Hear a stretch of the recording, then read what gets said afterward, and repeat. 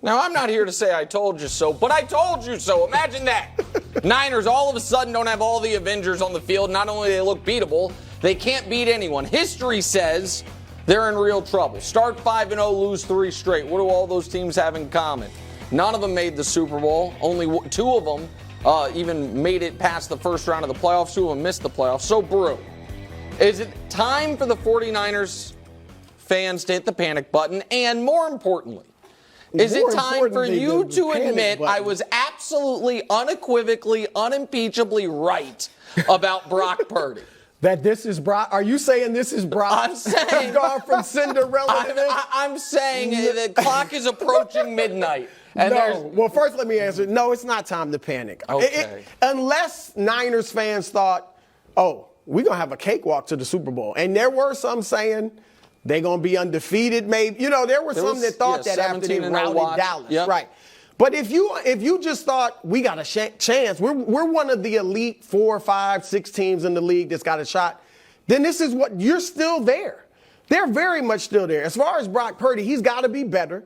There ain't no question about that. But I've seen Patrick. Now, he's not Patrick Mahomes. Don't get this wrong. But Patrick Mahomes in 2021, Greg, 10 interceptions in a 7-game stretch. All right, when teams have tape on Brock now, they're watching Brock. This is not about not having Debo, because he was 3-0 without Debo last year. All right, and he still got Ayuk and Kittle and some other players. So it's not about that. I said it earlier. Just a few weeks ago, we're talking about Jalen Hurts. Oh, was he a one-year wonder? I mean, 7 picks in his first 6 games, only 7 touchdowns. So this happens. Here's what is – Kittle was right on the money, and I think a good equivalent is a Dak Prescott, particularly early in his career, but I'd say even now. Brock Purdy, most of us who like him still have said he still is playing a game manager role at a high level. Okay? And Christian McCaffrey is their best offensive player, but guess what? He hasn't been lately. I know he's scoring touchdowns. He has been. No, that's not saying a lot. Well, okay. But missing Trent Williams is huge. But that's because the run game now has disappeared. All right, if you Christian McCaffrey first 5 games, 102 yards rushing a game. Last 3, 47. Their leading rusher yesterday was Brock Purdy. So now Brock Purdy is being called on to be Patrick Mahomes. Well, he's made, and Greg will admit this for sure, he made some nice throws. He made the mistakes, but he made some terrific throws yesterday. He threw for 365 yards. He made some great throws, but he's still not going to carry you like a Josh Allen, a Joe Burrow, a Patrick Mahomes. So now if you want him, he needs to manage the offense with a strong running game. Yeah. They haven't had that, so they have to rely on him too much. Okay, listen. I mean, I'm not trying to be obnoxious here, but I guess I am. It's exactly what I told you would happen. But hold on. The moment he doesn't have the perfect weapons, the moment he's not playing with a lead, he's not league MVP Brock Purdy. He's not pretty good Brock Purdy. He's a millstone around their neck Brock Purdy. Brew, we can just show you Brock Purdy in the second half the last 3 weeks has been terrible.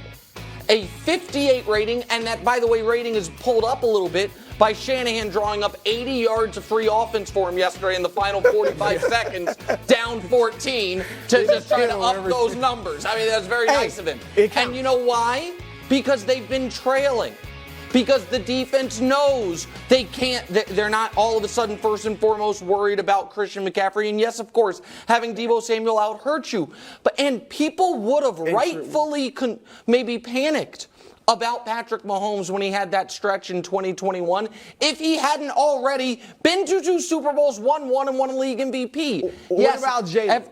I mean, like I said, people were talking about this way about Jalen. And Jalen had been to a Super Bowl, played great in the Super Bowl, and almost won a league MVP. He's been 1 game further than Purdy. I'm just saying, and it was 1. And I'm not saying he's as good as Jalen Hurts. Okay. My point is that you don't throw out a guy who he's still second in the league in passer rating. But that's still leading the league in yards per attempt. Go ahead. He's still playing. Yeah, look, you're not going to panic if you're a 49er fan because you believe that they can still do something special. They still got a lot of games left in front of them.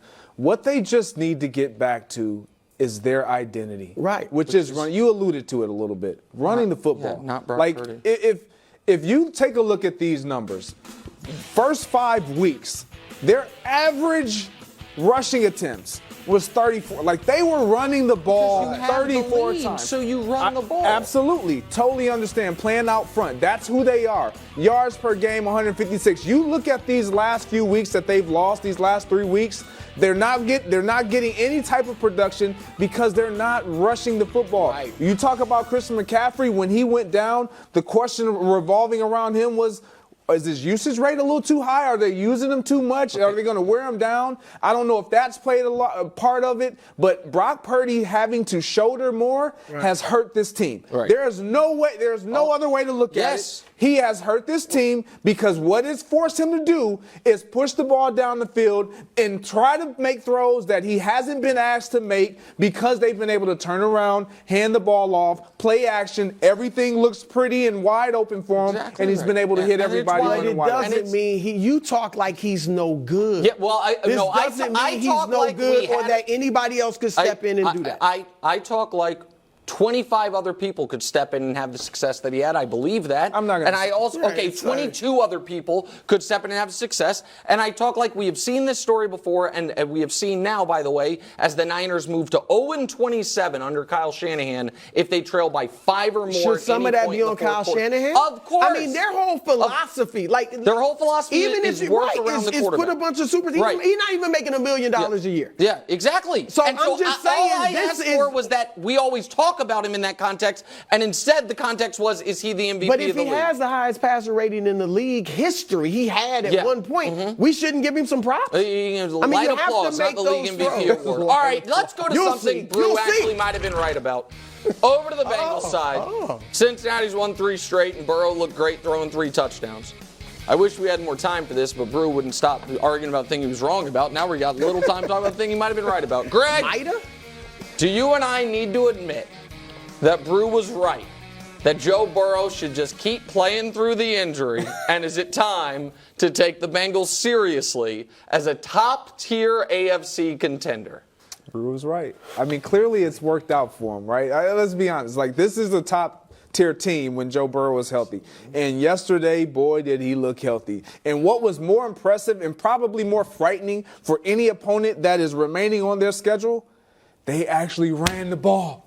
They actually ran the ball. When you take a look at these numbers, like, they couldn't run the ball. They refused to even try to run the ball in the first half of the season. Yesterday against the 49ers, this stouted defense, they ran all through them. 134 yards. Joe Mixon looked like he was getting shot out of a cannon all day. This team is scary when they can run the ball, and Joe Burrow looks like that. I thought, look, I've kind of been alluding to it the last few weeks that we talked last week about the elite teams, and I thought it was San Francisco, Philly, Baltimore, and Kansas City. And I said, and watch Cincinnati, because Burrow now, I mean, he looks fully healthy. I don't know how that necessarily happens when you keep playing. The bye week, I guess. You know what I mean? He was clearly getting better every week on it. But yesterday, I mean, he ran the ball, he took hits.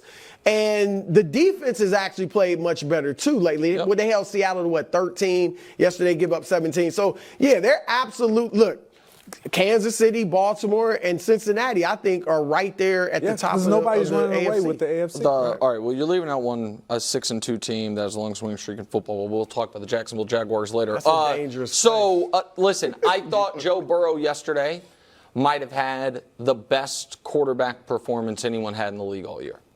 I thought against that defense in that context where it was, I felt, a fringe must-win game because of how tough their schedule is. And where Joe hadn't, even in the game, he statistically played well. It was dinks and dunks. He didn't look like himself. I thought Joe Burrow was sensational yesterday, and that if he is healthy, it makes the Bengals on a week-to-week basis as scary as any team in football. With that said, they are still in last place in the toughest division in the AFC. Barely, and they play all those games. But they lose, but they don't have a long history of success against those divisional teams. The point I'm making is this. Brew, and I think you agree, I don't think they're catching Baltimore. And if they're not catching Baltimore and they're on the road in the playoffs, if they were to get in the whole way, I still think there's a ceiling on them. But on a week-to-week basis, nobody wants to play them. Because if Joe's healthy, they're as scary as any team in the league. All right, coming up next, could Tyreek Hill win the league's MVP award as a receiver? Please. We do that next. Plus, a special edition Give us one. of Weird and Wonderful. Without Kevin Wildes. I hope it's not as dark as It probably past will history. be. It's Halloween, you know. Thanks for watching. Subscribe here to get more from the show and to check out clips from other shows on FS1.